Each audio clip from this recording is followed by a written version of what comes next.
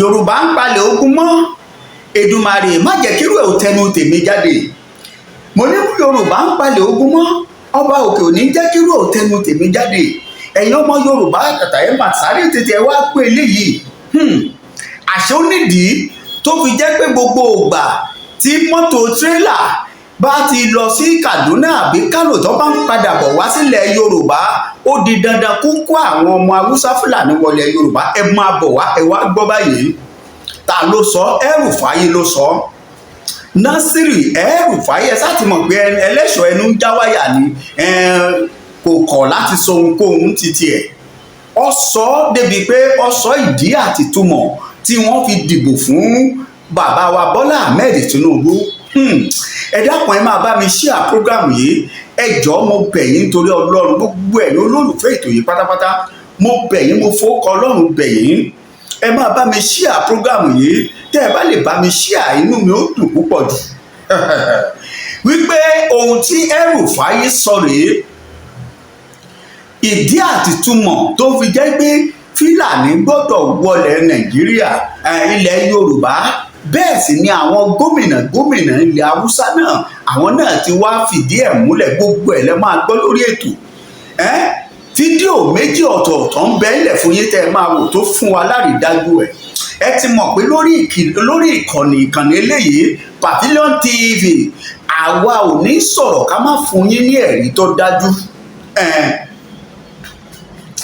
Ẹ wo bí, ẹ dákun, ẹ máa bá mi share. Ẹ jẹ́ kó dé ọ̀dọ̀ àwọn ọmọ ìyá wa, àwọn Yorùbá, àwọn ọmọ Yorùbá, àwọn bàbá wa onílé tó jẹ́ pé bẹ́ẹ̀ bá ti kọ́lé tí àgàgà ilé àkọ́kùn nínú street yín, á ní àwọn Haúsá yìí ni ẹja kó bẹ̀. Gba Haúsá tẹ́ ẹ bá ti wá gba ẹnìkan, àwọn wọn á kóra wọn wá bíi mẹ́wàá. Àwọn ará street ó ní street tí wọ́n bá wà ó lè jà. Mo bá yín bò mọ́, ẹjọ́ dogun kó dìjà ẹ̀ dà mọ̀. Ẹ lọ béèrè lọ́wọ́ wọn ní Màyá. Ẹ lọ béèrè lọ́wọ́ dókítà tó wà nílùú Màyá bó ṣe pọ́n àwọn Fúlàní gẹ̀gẹ̀gẹ̀ tó, tí wọ́n bá gbé Fúlàní dọ̀dọ̀ ẹ̀, tí wọ́n gbé Yorùbá nígbà kan náà, tí àìsàn Yorùbá ni bá pọ̀ ju ti Fúlàní lọ, Fúlàní ní ọ̀kọ̀ọ̀kọ̀ tọ́jú, Yorùbá àbá àkú. Nígbà tó gún dé, wọ́n pàyàwó ẹ̀ toyúntoyún ni. Òun bọ́, ó dà pé òun lájẹ ara díẹ̀. Ìyàwó kí ló ní? Gbogbo ẹ̀yin baálé ilé ẹ̀yin ìyáálé ilé, pàápàá jùlọ láwọn ìlú ńláńlá bí Èkó, ẹ lọ wò wọ́n. Àwọn ni wọ́n ń tọ̀sán, àwọn ni wọ́n ń ta gúgúrú nínú go-slow, àwọn ni wọ́n dín iṣu, dín àkàrà. Tọmọ Ìgbò bá dín àkàrà, tí Fúlàní dín kàrà, ọ̀dọ̀ Fúlàní làwọn Yorùbá wa lọ. Ẹ wá gbọ́ ìdí, ẹ wá mọ ìdí. Ẹ máa bọ̀ wá lórí ètò eléyìí lónìí kẹ́ wá wo ìdí tí wọ́n fi ń ṣe é. Àgàgà olúborí gbogbo ẹ̀ pátápátá, tẹ́nìkan bá sọ̀rọ̀, àgàgà tó bá lọ jẹ́ Kìrìsìtẹ́nì, á rí inú àwọn kan tí wọ́n sọ pé àwọn bírọ́dà wa nínú ẹ̀sìn wèrèwó.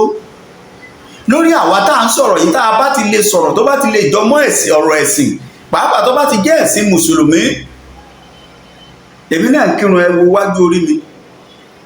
Ó rí bí wọ́n ṣe máa sọ̀rọ̀ sí ẹbí pé tójú wọn là ní wọ́n fi kọ Kùránì. Àbí bí ká pé fámìlì wọn ni òjíṣẹ́ ńlá Muhammad sallallahu alaihi wasallam bóyá mọ̀ wọ́n rí. Àti pé bí ká sọ pé bàbá wọn kì í ṣe pé ní Yorùbá tí wọ́n bí yìí, ìran Odùduwà ni wá, pé òrìṣà ni wọ́n fi bí wa. Wọ́n á máa wá ṣe bíi pé Saudi ni wọ́n wà àbí Mẹ́kà. Wọ́n á sọ̀rọ̀ sí wa bó ti ní ọkàn wa. Ṣùgbọ́n òdodo ọ̀rọ̀ ní pé a máa sọ ohun táwa ń sọ fún yín ni wípé ẹ máa wá kẹ́kọ̀ọ́ kẹ́ lè mọ ibi tí ìran Yorùbá ń lọ lọ́wọ́lọ́wọ́ tá a wà yìí. Ìpè Fúlàní àtàwùsá ọ̀bá wa mú kékeré. Ṣé ẹ fẹ́ gbọ́ jẹ́ ìjà yín tán? Ẹ máa rí wò lórí ètò báyìí láìpẹ́. Lẹ́yìn tẹ́ ẹ bá gbọ́ ọ̀rọ̀ Rufai tán, màá wá gbé yín débẹ̀. kẹ́ wá gbọ́ nǹkan tí àwọn gómìnà òkè ọya lọ́hùn tí wọ́n ń sọ nípa ètò wọn pílánì wọn fún ìran Yorùbá bí Haúsá bí Fúlàní ó ṣe wọlé káàkiri láti Mali, Côte d'Ivoire, Benin, káàkiri orílẹ̀-èdè tí Fúlàní bá wà wípé ọ̀kan làwọn wípé kí làwọn tó wọ́n ní ọ̀kan ni àwọn wọ́n sì ń bọ̀ àwọn Fúlàní yìí gbọ́dọ̀ wọlé sílẹ̀ Yorùbá sórílẹ̀-èdè Nàìjíríà láti Nàìjíríà ń bo nílẹ̀ kù sí nínú íńtáfíù yìí sọ pé ilẹ̀ Yorùbá náà ni pé kò sì sí bí wọ́n ṣe fẹ́ ṣe é. Wọ́n sì jọ dá wa lójú pé bàbá wa tó wà ń bẹ àwọn làwọn gbé wọn débẹ̀ pẹ̀lú kí ìdí tí àwọn fi gbé wọn débẹ̀ torí kí mùsùlùmí ó lè bá àrẹ́sẹ̀ kó lè rí tètè wálẹ̀ ní àǹfààní tí àwọn ń jẹ lókè ọya lọ́hùn káwọn mùsùlùmí wa náà tó wà ń bí kí wọ́n ó lè jẹ́. Ṣé Fúlàní ló fẹ́ mú kí mùsùlùmí tilẹ̀ wa kó gbádùn? Ṣé àrà tí àwọn lè dá tí mùsùlùmí tọ̀dọ̀ wọn lè dá ṣé mùsùlùmí tọ̀dọ̀ tí wá lè dá? Kí wọ́n ní ọba súnà mú kẹ́nìkéèyàn gún yẹn lọ́bẹ. Ṣé ọmọ bàbá tèmi tó jẹ́ mùsùlùmí lè ṣe fún mi kó wá gún mi lọ́bẹ kó lọ́ba súnà mú? Àwọn lè ṣe ti wọn. Ẹ má jẹ́ ń dààmú jìnnà, ẹ má jẹ́ ń gbé yín lọ fà, ẹ jẹ́ ń sáré gbé yín lọ́dọ̀ Rufai kẹ́ ẹ gbọ́ àwọn ọ̀rọ̀ tó sọ. Mo fẹ́ kẹ́ ẹ gbọ́ gbogbo ọ̀rọ̀ tó sọ. Wọ́n ó sọ ní Haúsá, wọ́n sì bá tú mọ́ wọn ẹni tó sì ń túmọ̀ ẹ̀ lẹ́ ń túmọ̀ ẹ̀ ó ń túmọ̀ ẹ̀ tí èdè òyìnbó tí gbogbo èèyàn gbọ́ gẹ́gẹ́ bí oníròyìn. Ohun tó sì sọ gbogbo ẹ̀ lẹ́gbọ́ lẹ́yìn tó bá mo fẹ́ kẹ́ ẹ farabalẹ̀ gbọ́ lẹ́yìn tó bá sọ tiẹ̀ tán màá wá ṣẹ̀ṣẹ̀ tún analyse ẹ̀ díẹ̀ ká lè bá a ṣe kíni ká lè bá a jọ gbádùn ẹ̀ ká Yorùbá lè bá a mọ ibi tí à ń lọ kí n wá tó ṣẹ̀ṣẹ̀ wá gbé yín béléńgá kí n gbé yín wọnú tàwọn ọmọ àwọn gómìnà àrà táwọn gómìnà dá ohun tí wọ́n sọ ohun tó ní yóò ṣẹlẹ̀ tí wọ́n sì ní kò sínú tó máa yẹ kí Yorùbá lè bá a mọ̀ pé ewu ń bẹ lóko lóńgẹ́ náà ewu báyìí. Ọ̀yá ẹ jẹ́ gbé yín débẹ̀ ẹ gbọ́ àwọn ohun tí Rufai tó fi ilẹ̀ òun rèé. Almighty, he said, even God Almighty, the creator of heaven and earth, sees their heart. That this thing that they did is not for their selfish reason, it is for the collective benefit of the nation. Let's go. Na san ni da gwamnan Zamfara Bello Matawalle ba don muna son wani abu muka yi ba.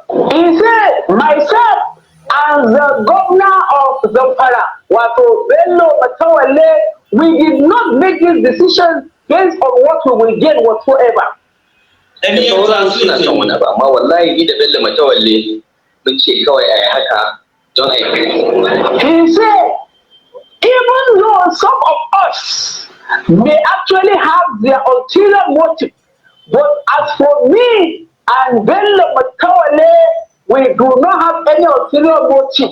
Ai maganin wannan matsalar na addini sannan musulmin Southwest su ma mu ba su sense of belonging. It is the only reason is for the sake of the religion, so that also the Muslims from the Southwest can also have the sense of belonging. Oh, what? Let's go. Allah, duk da taron dangin da aka yi, duk da addini da aka yi amfani da shi.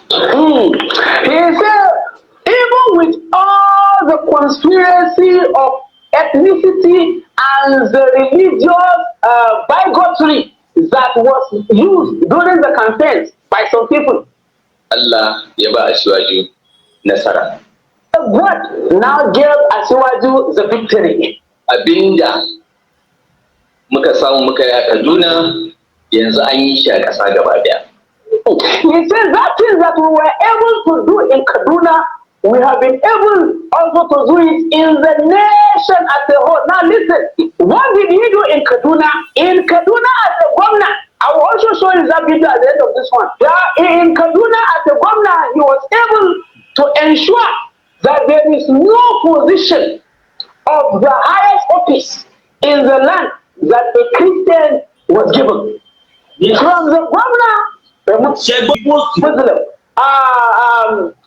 chief of staff, a Muslim, secretary to the state government, a Muslim, commissioner for finance, a Muslim. In fact, almost every position in high authority in Kaduna State belongs to Muslims. He says they have now been able to do it and replicate the same in the national level. Hear him. Oh, yeah.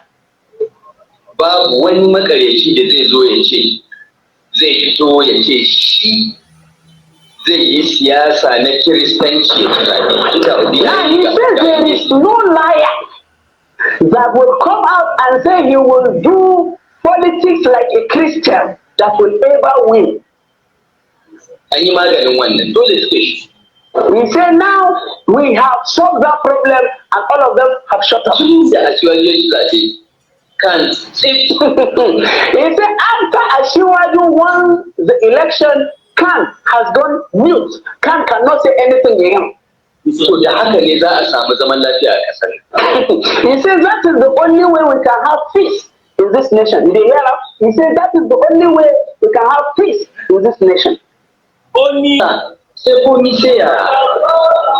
said after Tinubu now, we now repeat it again and again and again. You know what he said? That after Tinubu, a Muslim ticket, we will repeat it again in another 8 years or 4 years. Another Muslim, another Muslim. He said that is the way it should be. Wallahi abin da muka yi kuma ni da wasu daga cikin mu a ganin mu mun gama aiki. He said as far as I'm concerned, among us, we know that we have finished the work. As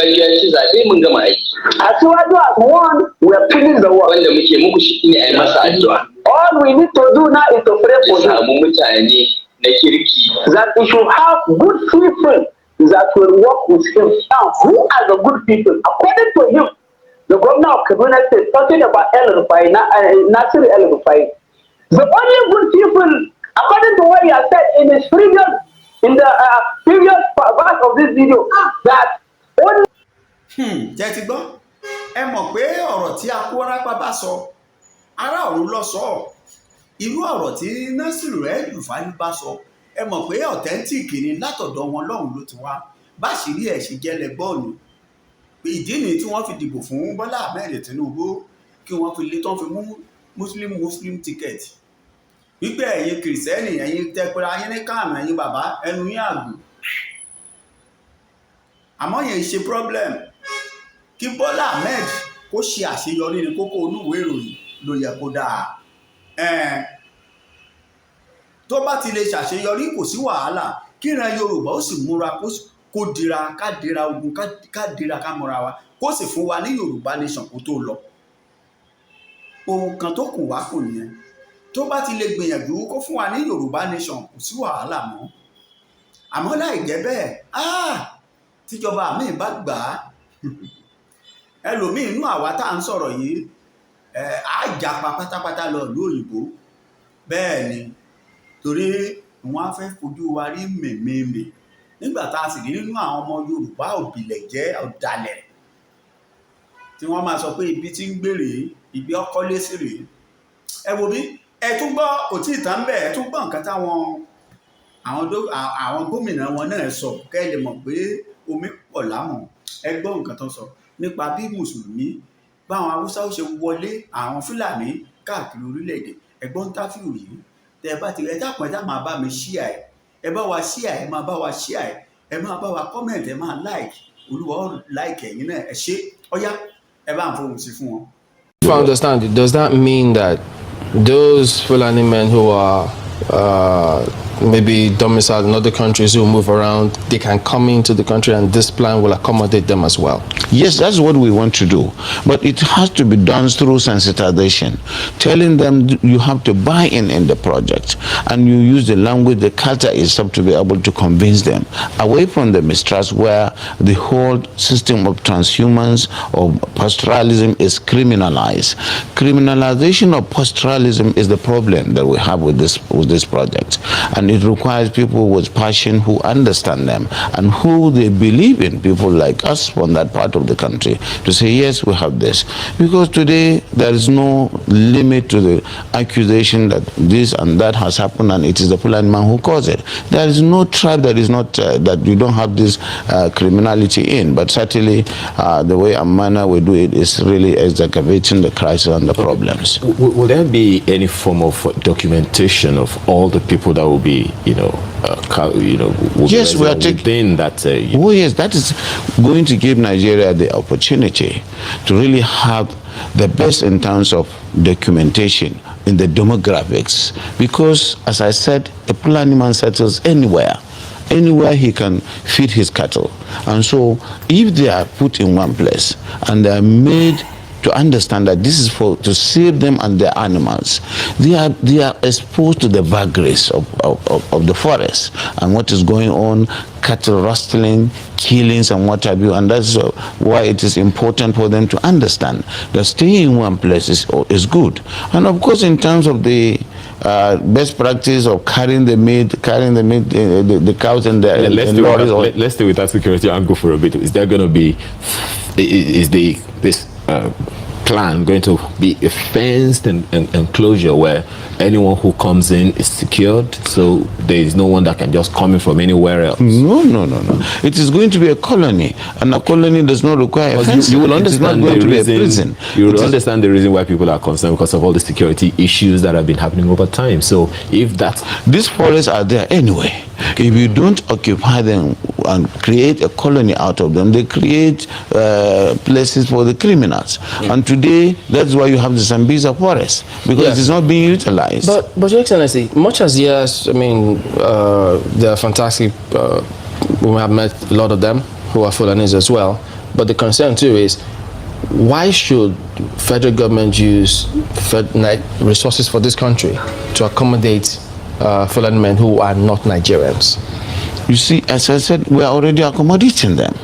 Do you delineate and then really know who is not a Fulani man from Nigeria? They are all Nigerians, because I said their identity, their own citizenship is Nigerian, even though we have relations all over the world, all over Africa. And so, presumably they are Nigerians. I think you get me. That is the misunderstanding. They move from one place to the other, and they have relations, kith and kins in all the parts of the country and even outside the country. So that is why our own population is fluid. You can certainly not say this is the population of Nigeria. So this is àbọ̀rọ̀ là á sọ fọ́mọlúàbí bó bá dénú ẹ̀ ló dòdìdì ẹjẹ́ àjọ gbélé yìí rò lónìí gbogbo ẹ̀yin olólùfẹ́ wa pátápátá ẹ bá wa share program wa ẹ mọ̀ pé àwa ò lóko àlómi tẹ́ ẹ bá ti ń share tẹ́ ń comment tẹ́ ń like tẹ́ ń subscribe iná ẹ̀ ni wọ́n máa múnú wa dùn ìròyìn ń pọ̀ a máa mú wé yín jáde gan lórí ìkànnì eléyìí àṣírí àṣebí ò ní bò ìyà ò ní jẹ wá lórílẹ̀ Yorùbá àti ní Nàìjíríà lápapọ̀ pàápàá Yorùbá nation ó máa jẹ́ tiwa gbogbo ẹ̀yin tẹ́ ń gbọ́ wa káàkiri àgbáyé mo dúpẹ́ lọ́wọ́ yín gbogbo ẹ̀yin tẹ́ pè káàkiri láti ìlú jíjìn ẹni tó pè láti Canada ẹni tó pè láti UK dáàdì mi ẹ ṣé mo dúpẹ́ ẹ̀yin tẹ́ ẹ̀ tí ì ní nǹkan ẹ pè wá ẹ fún wa ní information ẹ máa rí mẹ́sẹ̀gì wa ẹ máa rí nọ́mbà tẹ́ lè pè sí ní ìbẹ̀rẹ̀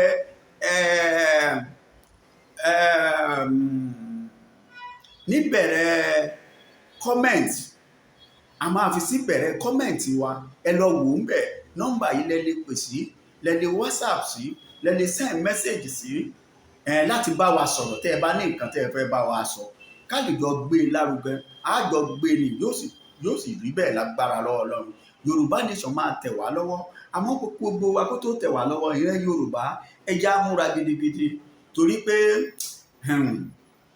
ètò kan ń bọ̀ láìpẹ́ kó ṣe ń pẹ́ ètò yìí láàrin wákàtí díẹ̀ sígbà tá a wà yìí máa padà wá sórí atẹ́gùn ẹ tún gbọ́ wẹrẹwẹrẹ ó ń bẹ ìyẹn máa jẹ́ live ni mo fẹ́ kẹ́ ẹ wo fídíò eléyìí ní ọ̀jẹ́ ń ṣe live ń tẹ́ máa dá sétò gbogbo ilẹ̀ máa jọ dá sí ni mò ń bọ̀ mi ò tí ì dé ó dàbọ̀ náà.